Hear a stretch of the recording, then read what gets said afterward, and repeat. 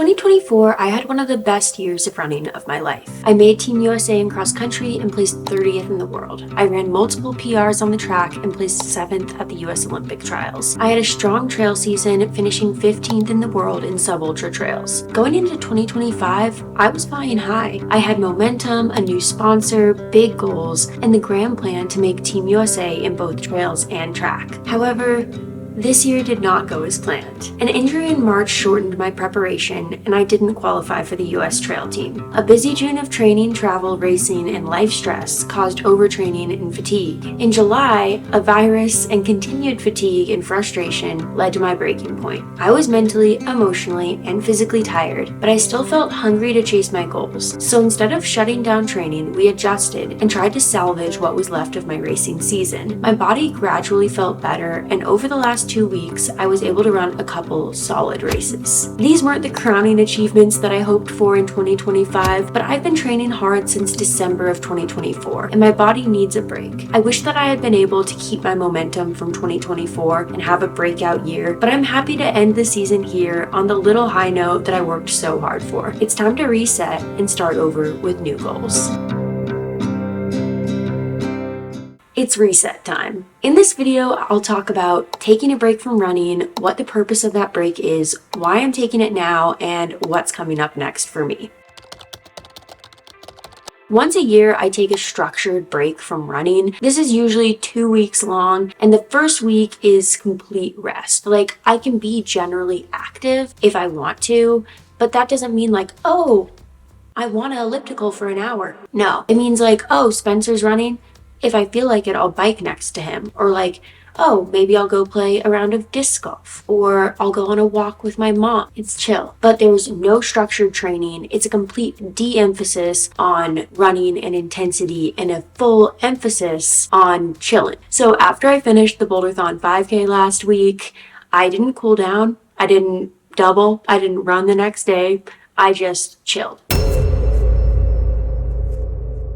And since then, that's what I've been doing. I've just been enjoying my nice, restful week, living my best sedentary lifestyle. I'm baking, puzzling, reading, working, and watching shows. So this first week that I'm in, there's no training prescribed to me. And then the second week, I start to reincorporate some training. So I'll have maybe alternating days between like a short, easy run and a cross-train session. This week might look something like this, and there might be a little bit of intensity, but it won't be on the running side. It would just be like some pickups on the bike or elliptical. And then on the third week, I'll start to rebuild back towards normal training. All year, I use my Coros Pace 3 and arm heart rate monitor to inform my training. And this accurate data about heart rate, pace, distance, time, elevation gain is stuff that I rely on all year to inform my training and help me maximize my workouts and build my fitness. However, during this 1 week of the year, I haven't logged a single activity, but I can still look at my Coros data to make sure that I'm getting the most out of this rest week. So I can see that my average steps are not too high, that my stress is at an all-time low, and that my body is fully recovered. Also, after this week, my data will be in the Coros app, so I can go back and look at the intensity trend and make sure that I'm not building back up too quickly after this break. And you know, as soon as I'm starting to rebuild my fitness and chase my new goals,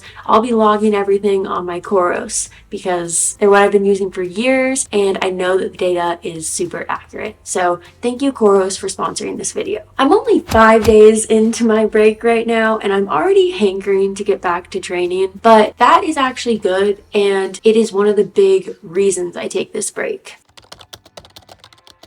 Obviously, I put my body through a lot throughout the year, but the main purpose of this break is less physical and more mental. For 50 weeks out of the year, I'm structuring my life around running, and I make a lot of life decisions based on how to optimize training, racing, and recovery. That's not a sacrifice because it's exactly what I want to do, but it is a pretty strict lifestyle, and it's nice to have a small time of the year where instead of running being at the center of my life, it can move a little bit to the side. It feels good to have that balance during this time, mainly as a reminder that I want it back in the center. Once I get to the end of the break, I'm hankering to have that running back in the middle of my life and form the structure around it. If I get to the end of the break feeling like I really want that structure and I want to train hard, then it means I'm ready to take on the next training block and I'm ready to put my all into it.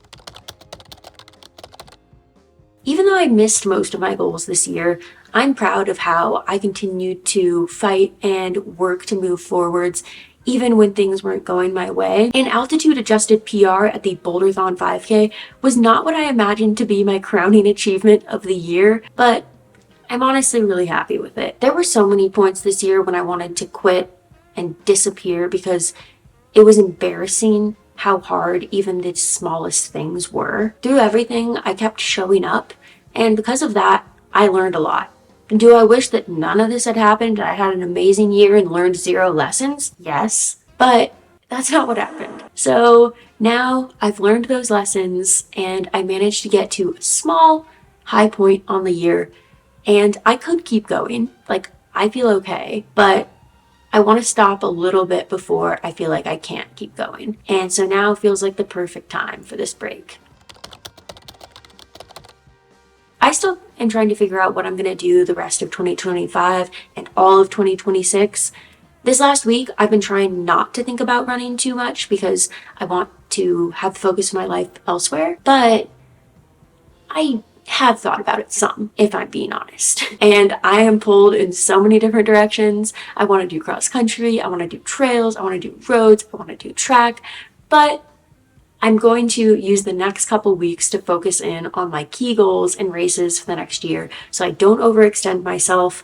And I'm really, really excited for whatever comes next, because even though this year didn't seem like huge progress, I feel like I'm still set up to have a good 2026 if I can just learn from my mistakes and use them moving forward. So let me know what you'd like to see me do next year and any races that come to mind, and maybe I'll take them into account, maybe I won't, but it'll still be fun to see to see all the ideas. So anyways, that's all for now, folks.